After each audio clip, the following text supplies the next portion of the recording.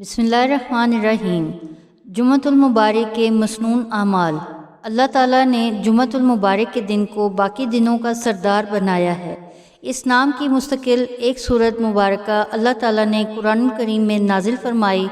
جمعۃ المبارک کی قرآن و سنت میں بہت فضیلت مذکور ہے، اس لیے اس دن مسنون اعمال کا اہتمام کرنا چاہیے تاکہ اللہ تعالیٰ ہمیں جمعۃ المبارک کی تمام فضیلتیں نصیب فرمائے۔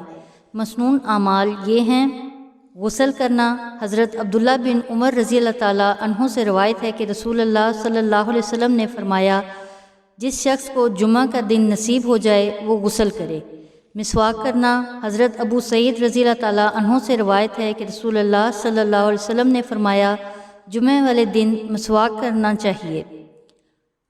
خوشبو لگانا۔ حضرت ابو سعید رضی اللہ تعالیٰ عنہ سے روایت ہے کہ رسول اللہ صلی اللہ علیہ وسلم نے فرمایا، اگر میسر ہو تو جمعہ کے دن خوشبو لگائے۔ تیل لگانا۔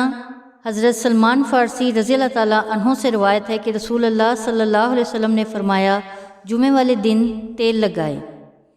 صاف لباس پہننا۔ حضرت ابو ذر غفاری رضی اللہ تعالیٰ عنہ سے روایت ہے کہ رسول اللہ صلی اللہ علیہ وسلم نے فرمایا، جمعہ والے دن اچھا لباس پہنے۔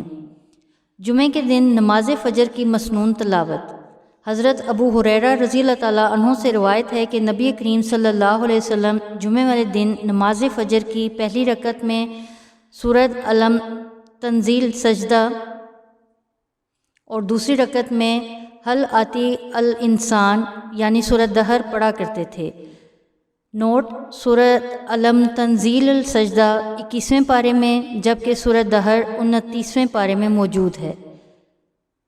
جمعہ کی اذان کے وقت خرید و فروخت اور کاروبار بند کرنا۔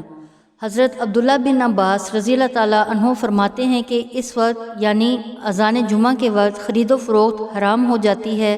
حضرت عطا رحمۃ اللہ علیہ فرماتے ہیں کہ اسی وقت یعنی اذان جمعہ کے وقت تمام کاروبار حرام ہو جاتے ہیں۔ نماز جمعہ کے لیے پیدل جانا۔ حضرت اوس بن اوس ثقفی رضی اللہ تعالیٰ عنہ کہتے ہیں کہ میں نے نبی کریم صلی اللہ علیہ وسلم سے سنا، آپ صلی اللہ علیہ وسلم فرما رہے تھے، جمعہ والے دن پیدل جائے، سواری پر نہ جائے۔ نوٹ: اگر کوئی مجبوری ہو تو سواری پر بھی جا سکتے ہیں۔ جامع مسجد جلدی پہنچنا۔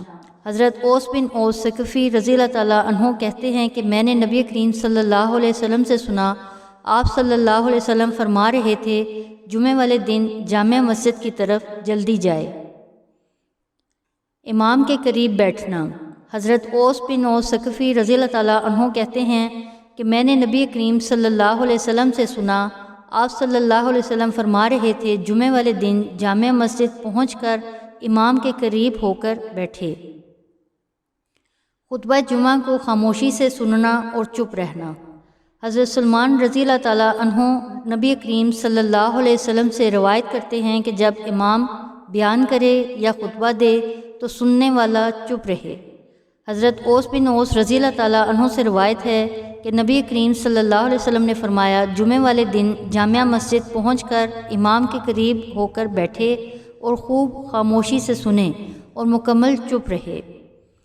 نماز جمعہ کی مسنون تلاوت۔ حضرت ابن ابی رافع رحمۃ اللہ علیہ کہتے ہیں کہ ہمیں حضرت ابو ہریرہ رضی اللہ تعالیٰ عنہ نے جمعہ کی نماز پڑھائی، جس کی پہلی رکعت میں سورہ جمعہ اور دوسری رکعت میں سورہ المنافقون کی تلاوت کی۔ آپ رضی اللہ تعالیٰ عنہ فرماتے ہیں کہ میں نے خود رسول اللہ صلی اللہ علیہ وسلم کو انہی دو صورتوں کی نماز جمعہ میں تلاوت کرتے ہوئے سنا۔ نوٹ: نماز جمعہ میں تلاوت کے بارے میں ایک اور حدیث بھی ملاحظہ فرمائیں۔ حضرت نعمان بن بشیر رضی اللہ تعالیٰ عنہ سے روایت ہے کہ رسول اللہ صلی اللہ علیہ وسلم عیدین اور نماز جمعہ کی پہلی رکعت میں سورۃ الاعلیٰ اور دوسری میں سورہ غاشیہ کی تلاوت فرمایا کرتے تھے۔ درود پاک کثرت سے پڑھنا۔ حضرت ابو الدرداء رضی اللہ تعالیٰ عنہ سے روایت ہے کہ رسول اللہ صلی اللہ علیہ وسلم نے فرمایا، مجھ پر جمعہ کے دن کثرت کے ساتھ درود بھیجا کرو۔ نماز جمعہ کے بعد کھانا کھانا اور قیلولہ کرنا۔ حضرت سہل رضی اللہ تعالیٰ عنہ فرماتے ہیں کہ ہم صحابہ کرام نماز جمعہ کے بعد قیلولہ یعنی دن کے ایک حصے میں تھوڑی دیر کے لیے سونا کرتے تھے اور کھانا کھاتے تھے۔ سورہ کہف تلاوت کرنا۔ حضرت علی بن ابی طالب رضی اللہ تعالیٰ عنہ سے روایت ہے کہ رسول اللہ صلی اللہ علیہ وسلم نے فرمایا، جس شخص نے جمعہ والے دن سورہ کہف کی تلاوت کی تو وہ آئندہ جمعہ تک ہر طرح کے فتنے سے بچ جاتا ہے، یہاں تک کہ اگر دجال بھی نکل آئے تو اس سے بھی محفوظ رہے گا۔ نوٹ: احادیث شریفہ کی روشنی میں جمعہ کے دن قبولیت والی گھڑی کے متعلق علماء نے 2 وقتوں کا ذکر کیا ہے۔ دونوں خطبوں کا درمیانی وقت جب امام ممبر پر کچھ لمحات کے لیے بیٹھتا ہے، زبان کی بجائے صرف دل میں دعا کریں۔ غروب آفتاب سے کچھ وقت قبل اللہ کریم سے دعا ہے کہ ہمیں مبارک ایام کو سنت کے مطابق گزارنے کی توفیق عطا فرمائے، آمین ثم آمین۔